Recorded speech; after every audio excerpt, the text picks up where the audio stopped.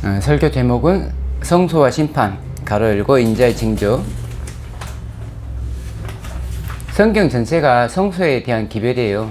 요즘 들어 우리가 다시 선지자서들을 읽으면서 선지자서들도 순전 성소에 대한 이야기로 돼 있네 라는 걸 문맥을 통해서 확인을 할 수가 있죠.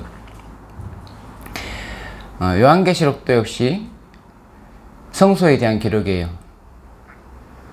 제가 스스로 연구한 것도 있겠지만 대부분 우리 조상들이 연구해 놓은 토대 위에서 연구를 하는 거잖아요. 한 사람이 진리를 100% 회복을 할 수는 없고, 교인들이, 그러니까 6천년 동안의 교인들이 서로 합력하여서 회복해 나가는 거잖아요. 그래서 요한계시록도 역시 성소에 대한 기록이다 라고 재림교인들은 그렇게 인식을 하고 있어요.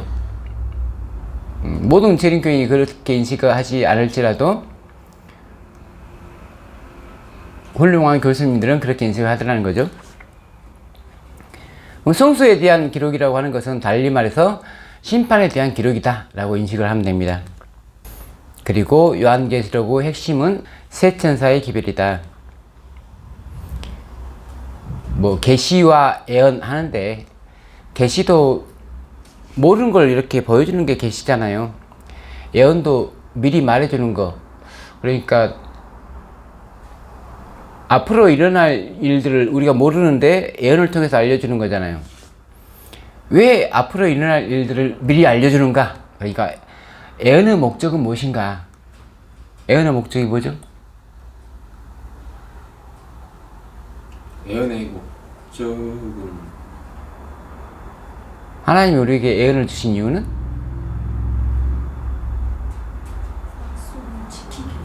그 밑에 써놨어요. 예언은 율법을 이루기 위하여 존재한다. 예수님이 오신 이유가 철임하실 때 내가 율법을 폐하러 온 것이 아니고 율법을 완전하게 하랐어 라고 하시잖아요. 그래서 율법을 완성하기 위해서 예수님께서는 교회를 통해서 역사하고 계십니다.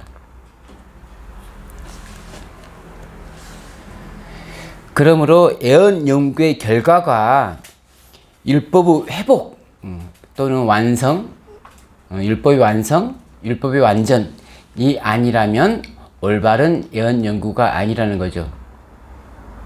지금 많은 사람들이 요한계시록을 연구하고 발표하고 하잖아요. 근데 희망은 주는데 성경 전체에서 우리에게 주는 의무를 발견할 수가 없는 거죠. 뭘 해야 되는지를 모르는 거잖아요. 예언 연구를 하지 않으면 악하고 게으른 종입니다. 달란트 비유에서 그걸 설명해요. 왜 달란트 비유에서 한 달란트를 받은 사람은 악하고 게으른 종인가? 예언을 연구하지 않기 때문에. 하나님은 교회를 또는 사람을 두 부류로 판단하세요.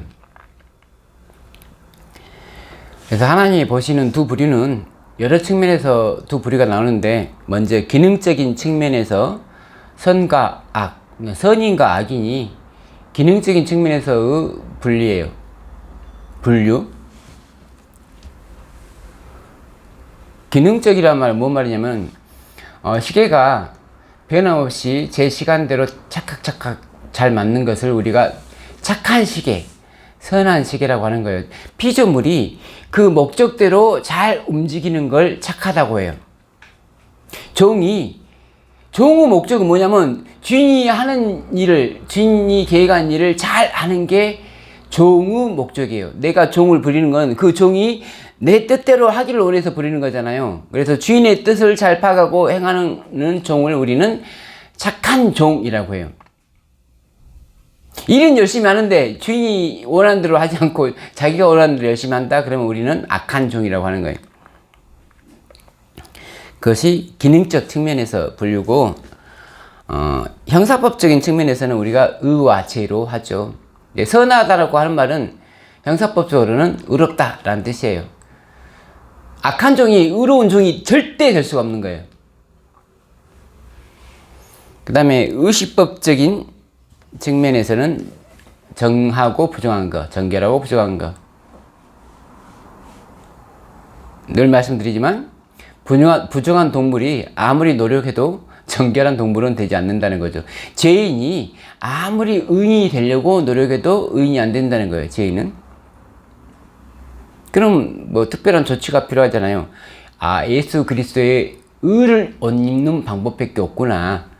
자기 스스로 죄인을 탈피하는 거 불가능하다는 거죠. 그 다음에 선택적 측면에서 분류. 이건 하나님이 선택하시는 거예요. 하나님이 아, 이건 내 거야 하면 거룩이라고 하는 거고, 이건 내 것이 아니야 하면 속되다는 거예요. 마태복음 25장에 보니까 악하고 게으른 종은 자기가 해야 할 일이 무엇인지를 모르는 거예요. 교회가 왜 악해지냐면 교회가 할 일이 뭔지를 모르는 거잖아요. 재림교회라고 하는 거는 예수님의 재림을 촉진시키기 위해서 생긴 교회인데, 재림을 촉진시키기 위해서 뭘 해야 되는지를 모르는 거예요, 교회가. 그럼 악한 교회예요. 이 무익한 종을 바깥 어두운 데로 내쫓으라. 거기서 슬피 울며 이를 갈리라 하니라. 그래서 악한 종은 무익한 종이기도 합니다. 쓸모가 없어요. 26절에 악하고 게으른 종은 30절에서 무익한 종이고, 또 착하고 충성된 종과 반대되는 개념입니다. 누가복음 17장 10절, 이와 같이 너희도 명령 받은 것을 다 행한 후에 이르기를 우리는 무익한 종이라, 우리가 해야 할 일을 한 것뿐이라 할지니라.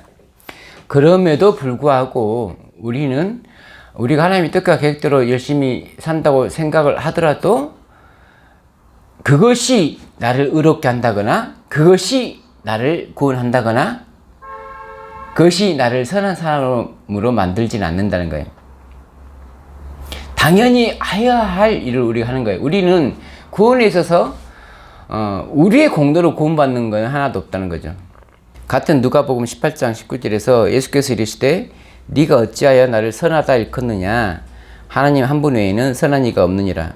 그러므로 내가 할 일을 한다고 해서 내가 착한 사람이 원래 될 수가 없는 거라니까요. 착한 종이 될 수가 없어요. 다만 예수님이 착한 종이라고 칭찬을 해주는 것 뿐이에요. 내가 스스로 아, 나 착해 라고 생각하면 안 된다는 거예요. 나는 무익한 종. 다만 주님의 뜻을 따라서 하는 종이니까 종의 일을 하는 거죠. 지난주에 어떤 분이 또 댓글을 하나 올려주셔서 읽어봤는데, 촛대와 등불을 헷갈려 하시는 것 같아서 1장 20절, 네가 본 것은 내 오른손은 7별의 비밀과 또 7금촛대라. 7별은 7개의 사자요 7촛대는 7교회니라. 여기서 촛대는 교회라고 나왔잖아요. 자, 촛대는 교회입니다 라고 하니까 어떤 분이 촛대가 성령님이지 어떻게 교인이냐 라고,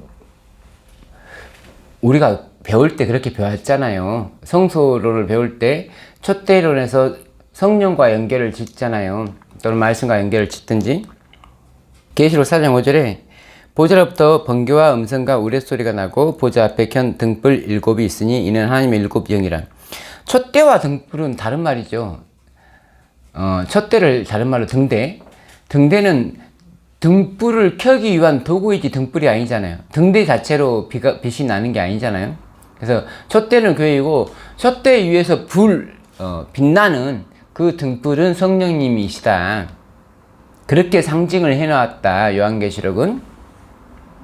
그래서 성소 안에 있는 촛대는 교회를 상징하고, 그 위에서 기름으로 빛나는 성령님, 말씀, 기름도 성령님을 상징하죠.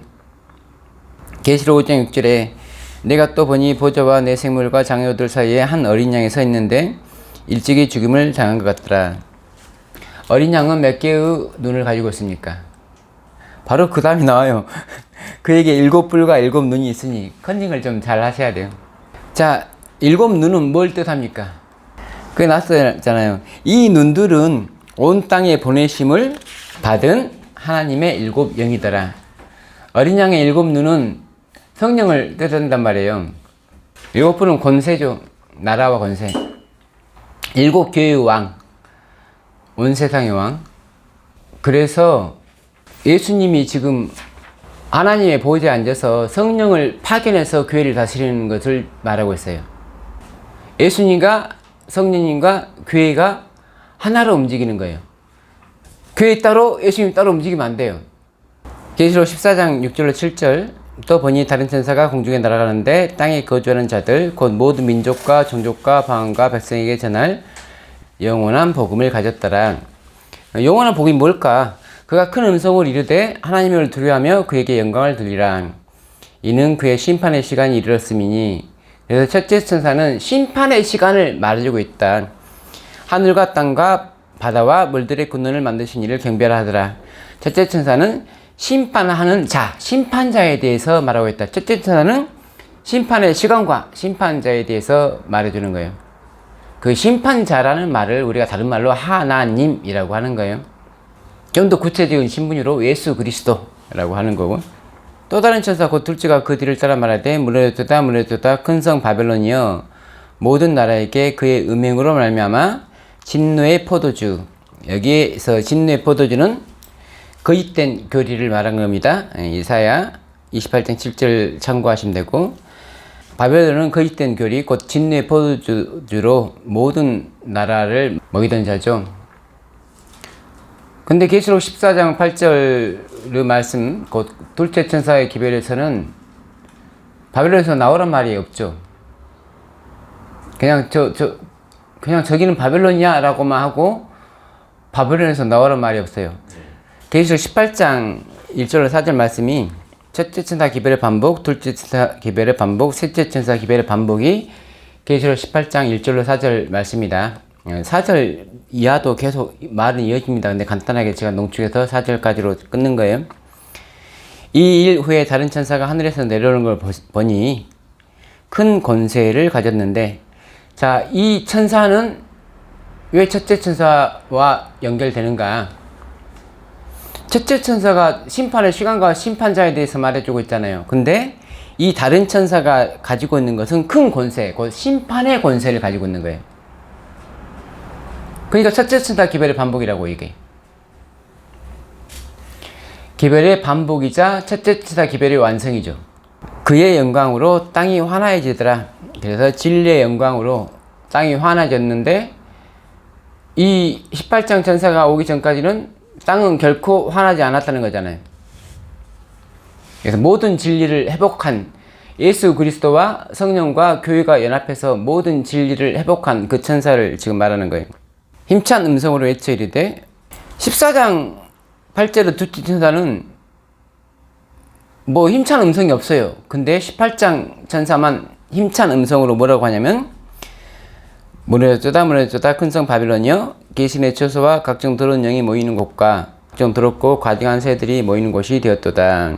그 음행의 진노의 포도주로 말미암아 만국이 무너졌으며 또 땅의 왕들이 그와 더불어 음행하였으며 땅의 상인들도 그 사치의 세력으로 치부했도다 하더라. 여기까지가 둘째 천사 기별의 반복인데 둘째 천사보다 훨씬 더 강력하게 말하죠. 또 내가 드니 하늘로부터 다른 음성이 나서 이르되 내 백성아 거기서 나와 그 죄에 참여하지 말고 그가 받을 재앙들을 받지 말라. 이 말씀이 셋째 천사의 기별의 반복이에요. 자, 그러면 셋째 천사 기별을 다시 살펴볼게요. 계시록 14장 9절로 13절. 또 다른 천사고 셋째가 그 뒤를 따라 큰 음성으로 이르되 만일 누구든지 짐승과 그의 우상에게 경배하고 이마에나 손에 표를 받으면 그도 하나님의 진노의 포도주를 마시리니 그 진노의 잔에 섞인 것이 없이 분 포도주라. 그리고 한 천사들 아까 어린 양 앞에서 불과 유황으로 고난을 받으리니. 18장 4절에서 그가 받을 재앙을 받지 말라 했잖아요. 근데 그 재앙에 대해서 지금 14장의 셋째 천사가 설명을 하고 있잖아요. 불과 유황으로 받는 고난. 그 고난의 연기가 세세토록 올라가리로다. 짐승과 그의 우상에게 경배하고 그의 이름표를 받는 자는 누구든지 밤낮 쉼을 얻지 못하리라 하더라. 이것이 18장 4절의 하늘에서 나는 음성이 백성들한테 나오라고 하는 이유죠. 그러면서 계시록 14장 13절에 18장 4절과 똑같은 형태의 말이 또 나옵니다. 또 내가 들으니 하늘에서 음성이 나서 이르되. 이 말은 18장 4절과 똑같잖아요. 계시록 14장 13절 말씀과 18장 4절은 똑같은 말이란 말이에요. 전체적으로 14장의 내용이 18장에도 다시 한번 반복되는 형태잖아요. 마치 14장에서 예언해 놨던 것이 18장에서 이루어지고 성취되는 거란 말이에요. 하늘에서 음성이 나서 이르되 기록하라 지금 이후로 주 안에서 죽는 자들은 복이 있도다 하시며 성령이 이르시되 그러하다 그들이 수고를 그치고 쉬리니 이는 그들의 행한 일이 따름이라 하시더라. 받을 장을 안 받고 어떻게 하냐? 장 대신에 수고를 그치고 쉰다는 것이 마지막 승리로 끝나는 거죠. 그러지 못하고 예수 그리스도의 음성을 듣지 못하고 계속 짐승의 표를 받은 상태에 있는 사람들은 밤낮 쉼을 얻지 못하는데, 하나님의 인을 확보한 사람들은 수고를 그치고 쉰다는 말로 셋째 천사의 기별이 마무리가 되고 있습니다. 셋 천사의 기별을 이해를 못하면 셋 천사의 기별을 전할 수가 없죠. 이른 비를 통해서 진리를 깨닫지 못하면 늦은 비를 받을 수가 없는 거예요. 늦은 비가 주어지는 이유가 진리를 힘있게 전파하기 위해서 주어지는 건데, 진리를 깨닫지도 못하는데 어떻게 힘있게 되네요. 그래서 진리를 깨달은 사람들끼리 함께 있어야 돼요. 왜냐하면 늦은 비는 교회에게 부어지기 때문에, 진리로 하나 된 교회에 부어지기 때문에 한 사람만 따로 떨어져 있다고 내리는 비가 아니라는 거죠. 밭에 비가 내릴 때 그 밭에 있는 곡식들한테 내리는 거잖아요. 곡식 하나만 딴 동네에다 심어놓으면 그 딴 동네까지 비가 갈 수는 없잖아요. 전도의 방법에 대해서 좀 말씀드릴게요. 출애굽기 12장 21절부터 23절까지 6월절에 관한 규례를 좀 써놨고 24절부터 읽겠습니다. 너희는 이 일을 규례로 삼아 너희와 너희 자손이 영원히 지킬 것이니 너희는 여호와께서 허락하신 대로 너희에게 주시는 땅에 이를 때에 이 예식을 지킬 것이라. 이후에 너희의 자녀가 묻기를 이 예식이 무슨 뜻이냐 하거든 너희는 이르기를 이는 여호와의 유월절 제사라. 여호와께서 애굽 사람에게 재앙을 내리실 때에 애굽에 있는 이스라엘 자손의 집을 넘으사 우리의 집을 구원하셨느니라. 아버지가 아들한테 전도하는 방법, 하나님이 지키라는 걸 지키고 있으면 아들이 물어봐요. 이거 왜 해요? 그러면 설명해 주면 돼요. 구원에 대해서 설명해 주면 돼요. 출애굽기 13장에 너는 그날에 네 아들에게 보여 이르기를 이 예식은 내가 애굽에서 나올 때에 여호와께서 나를 위하여 행하신 일로 말미암음이라 하고 이것으로 네 손의 기호와 네 미간의 표를 삼고 여호와의 율법이 네 입에 있게 하라. 이는 여호와께서 강하신 손으로 너를 애굽에서 인도하여 내셨음이니 해마다 절기가 되면 이 규례를 지킬지니라. 그래서 내가 지킨 걸 아들한테 계속 전승을 해주는 전도라고 하는 건 뭐냐면 내가 이미 깨달은 것을 타인이 깨달을 수 있도록 해주는 거잖아요. 그러므로 내가 깨닫지 않고서 어떻게 타인이 깨닫게 전도가 되냐고요.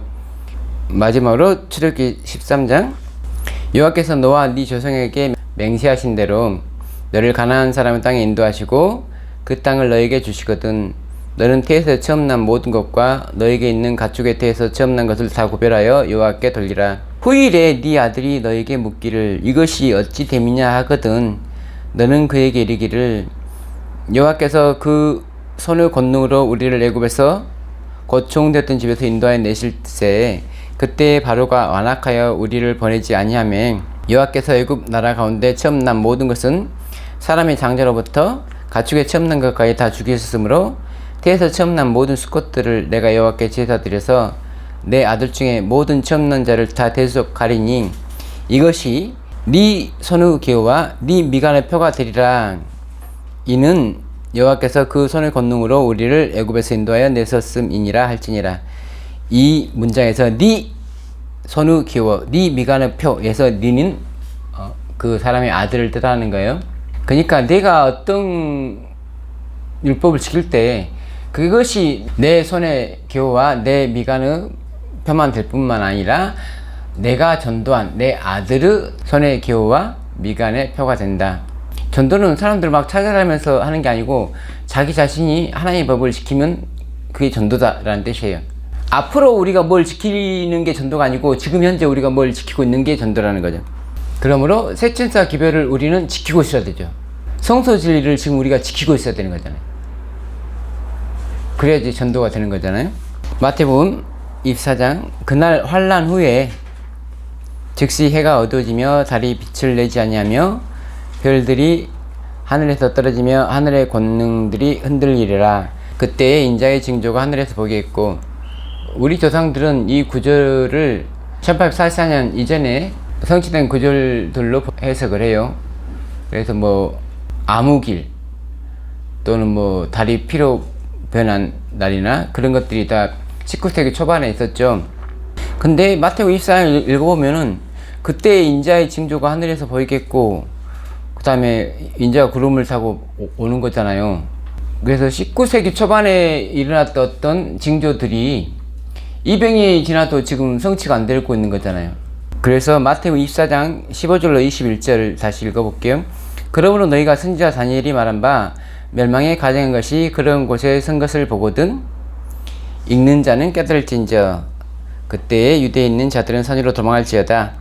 너희가 도망하는 일이 겨울이나 안식일에 되지 않도록 기도하라. 이는 그때에 큰 환란이 있겠음이라. 창세로부터 지금까지 이런 환란이 없었고 후에도 없으리라.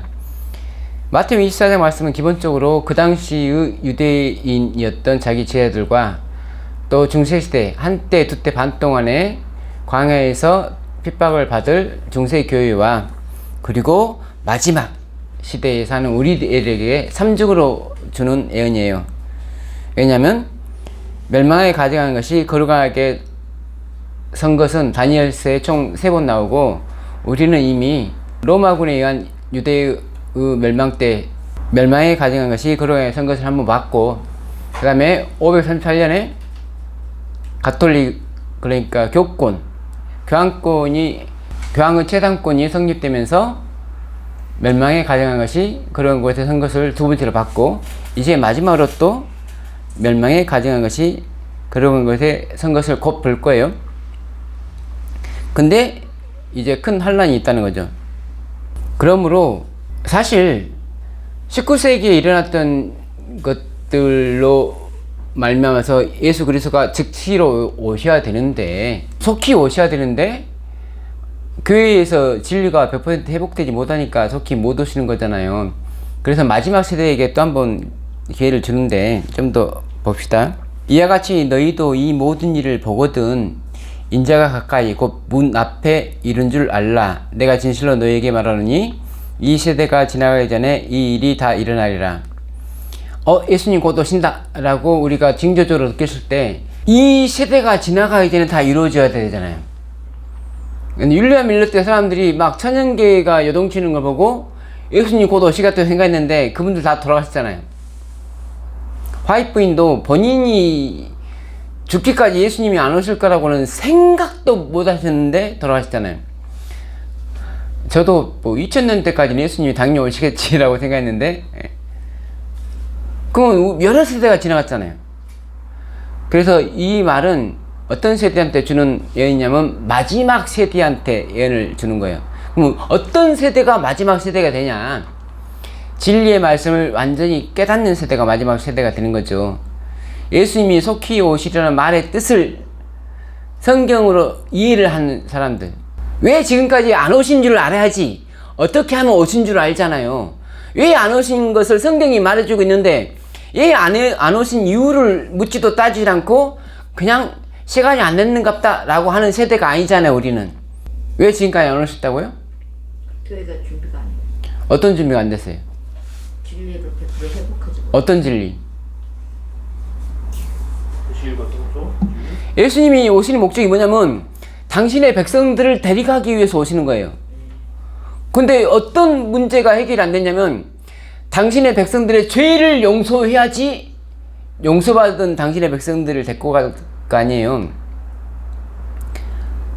죄를 용서하려면은 단체의 죄를 용서하기 위한 중보사업이 완성이 돼야죠. 그래서 교리적으로 단체 죄를 용서하는 성화의 교리가 완성이 돼야 되고 레인의 중보사업이 완성이 돼야 되는데 교회에서는 200년 동안 그런 거에 대해서 아예 언급을 안 하거나 언급을 하더라도 교리적인 완성을 못 시켰다는 거예요. 그래서 문 앞에 왔을 때 우리 세대는 어떻게 해야 되는가? 계시록 3장 20절 볼지어다 내가 문 밖에서 두드리노니 누구든지 내 음성을 듣고 문을 열면 내가 그에게로 들어가 그와 더불어 먹고 그는 나와 더불어 먹으리라. 하늘에서 음성이 났잖아요. 내 백성아 거기서 나오라고. 그 음성을 듣고 문을 열어야죠. 지금까지 뭐 계시록 18장 상황에서만 예수님이 이렇게 말한 게 아니고 첫째, 둘째, 셋째 스다 또는 와그너 존수까지 해서 예수님은 여러 번 노크를 했어요. 셋째 스다 기별이 전해진 후로도 백성들이 연합했으면 예수님은 바로 오셨을 거라고 하이브이는 증언하고 있고, 와그너 존수의 기별을 받아들였을 때 예수님이 또 바로 오실 거라고 증언을 했단 말이에요. 그러므로 지금까지 노킹은 여러 번 있었어요. 예수님이 나 지금 곧 올 거야 라고 노킹은 여러 번 했는데 교회가 문을 안 연 거잖아요. 그래서 이제 마지막으로 18장 4절에서 나 왔거든 문 앞에 노크를 하잖아요. 주님이 그렇게 말하잖아요. 그러면 열으면 돼요. 열어야지 예수님과 더불어 먹고 마시죠. 자, 먹고 마시는 걸 좀 더 생각해 봅시다. 왜 우리랑 예수님은 회식을 하시고자 하시는가? 출애굽기 24장 언약서를 가져다가 백성에게 낭독하여 듣게 하니 그들이 이르되 여호와의 모든 말씀을 우리가 준행하리이다. 모세가 그 피를 가지고 백성에게 뿌리매리되 이는 여호와께서 이 모든 말씀에 대하여 너희와 세우신 언약의 피니라. 이렇게 언약을 했어요. 언약을 한다면 계약자들이 만나서 같이 밥 먹으면서 사교가 있어야 돼요. 친교가, 사귐이, 교제가 있어야 돼요. 왕과 백성은 서로 사랑을 해야 돼요. 교제를 해야 돼요. 함께 먹고 마셔야 돼요. 모세와 아론과 나답과 아비후와 이스라엘 장로 70인이 올라가서 이스라엘의 하나님을 보니 그의 발 아래에는 청옥을 편듯하고 하늘같이 청명하더라. 하나님이 이스라엘 자손들의 존귀한 자들에게 손을 대지 아니하셨고 그들은 하나님을 뵙고 먹고 마셨더라. 뵐 수 있고 같이 먹고 마실 수 있는 하나님은 예수 그리스도밖에 없습니다. 아버지 하나님을 우리가 볼 수가 없어요. 성령님을 우리가 볼 수가 없죠. 하지만 우리가 하는 행동을 통해서, 우리가 믿는 믿음을 통해서 성령님이 우리와 함께 하고 있다는 걸 우리는 믿음으로 아는 거죠. 요엘서 2장 1절 시온에서 나팔을 불며 나의 거룩한 산에서 경고 소리를 질러 이 땅 주민들로 다 떨게 할지니 이는 여호와의 날이 이르게 됨이니라. 이제 임박하였으니. 각 시대마다 여호와의 날이 있었어요. 각 시대마다 사람들이 뭐 100년 이상 못 사는 시대가 되면서 각 시대마다 여호와의 날이 있는데 날이 이르기 전에 항상 나팔을 불며 경고의 소리를 질러야 되는 일들이 있다는 거죠. 근데 그 나팔을 어디서 부냐면 시온에서, 다른 말로 나의 거룩한 산에서 왕권을 가지고 있는 예수 그리스도 곧 성소에서부터 경고가 있어야 된단 말이에요. 여기 2장 12절부터 문맥 파악이라고 써놨는데 시간이 오래 걸리니까 이건 오후 시간에 하기로 하고, 에스겔 9장에 이마에 표를 치는 사건이 나오죠. 에스겔 9장에서 심판이 시작됩니다. 그룹에 머물러 있던 이스라엘 하나님의 영광이 성전 문지방에 이르더니 여호와께서 그 가는 베옷을 입고 서기관의 먹그릇을 찬 사람을 불러 여호와께서 이르시되 너는 예루살렘 성읍 중에 순행하여 그 가운데에서 행하는 모든 가증한 일로 말미암아 탄식하며 우는 자의 이마에 표, 탑인데 십자가를 뜻합니다. 표를 그리라 하시고 그들에 대하여 내 귀에 이르시되 너희는 그를 따라 성읍 중에 다니며 불쌍히 여기지 말며 공유를 베풀지 말고 쳐서 늙은 자와 젊은 자와 처녀와 어린이와 여자를 다 죽이되 이마에 표 있는 자에게는 가까이 하지 말라. 그러니까 심판이 오려면 반드시 심판이 오기 전에 인침을 먼저 한다는 거잖아요. 인침을 받은 자 외에는 다 죽여야 되니까. 그래서 인침을 누구부터 하냐면은 내 성소에서부터 시작할지니라 하심에 그들이 성전 앞에 있는 늙은 자들로부터 시작하더라. 늙은이는 자켄이라고 하는데 늙은이라고 번역도 되고 장로, 그래서 종교적으로 위에 있는 사람들을 일컫기도 합니다. 심판은 어디서부터 시작되냐면 내 성소에서. 말라기 3장 5절에 예수님께서 성소에 임하시는 이유가 뭐라고요? 내가 심판하러 너희에게 임할 것이라. 말라기 3장 초두에 예수님께서 성소에 임하시는데 성소에 임하신 이유가 심판하러. 근데 심판을 완전히 끝내기 전에 레인을 먼저 정결하게 하겠다는 거죠. 그러므로 예수님의 재림을 심판의 완결을 한다면 심판이 완결되기 전에 반드시 정결케 되는 레인이 나야 된다는 거예요. 그러니까 재림을 못 하시는 이유가 성경은 여러 가지로 설명하고 있는데 성소 진리 또는 중보사업 그런 것들이 다 완성이 안 됐기 때문에 예수님이 재림하신다는 건 예언의 성취인데 그 예언의 성취는 역시 율법 완성과 연결이 되어 있기 때문에 율법이 완성이 안 됐을 때 예언의 완성도 역시 있을 수 없다는 거죠. 계시록 14장 1절 또 내가 보니 보라 어린 양이 시온산에 섰고 그와 함께 14만 4천이 서 있는데 14만 4천이 하는 일이 뭐냐면 어린 양과 함께 시온산에 서 있는 거예요. 시온산은 원래 다윗 왕자가 있는 것이죠. 근데 여기서 표현한 것은 성소를 표현하는 거예요. 마지막으로 베드로전서 4장 17절 하나님의 집에서 심판을 시작할 때가 되었나니 만일 우리에게 먼저 하면 하나님의 복음을 순종하지 아니하는 자들의 그 마지막은 어떠하며 재림교회를 심판하기 전에 사실 우리를 먼저 심판하기 때문에 우리는 심판받기 합당한 사람이 되어 있어야 되죠. 늘 말씀드리지만 내가 10개를 아직 다 회복을 못할 수도 있잖아요. 시간적인 문제상. 근데 하나는 회복하고 있어야 된다는 거잖아요. 하나를 회복한 사람은 시간이 더 흐르면 2개도 회복할 수도 있고 시간이 더 흐르면 3개도 회복할 수 있는 사람인데 아예 하나도 회복을 못한 사람은 시간이 흘러도 계속 0일 수밖에 없는 거죠. 그래서 시간이 촉박하다고 해서 뭐 오늘부터 날 세면서 성경을 연구하는 그런 문제가 아니고 내가 성경을 한 줄을 읽더라도 그 한 줄을 내 양식으로 삼을 수 있는가, 내가 그 성경 구조를 통해서 예수 그리스도와 함께 더불어 먹고 마실 수가 있는가, 교제의 상태가 되는가, 언약을 맺은 상태가 되는가. 그러면은 요만큼 깨달아도 하늘은 우리 거예요. 왼쪽인지 오른쪽인지 강도가 뭐 얼마나 공부했겠어요?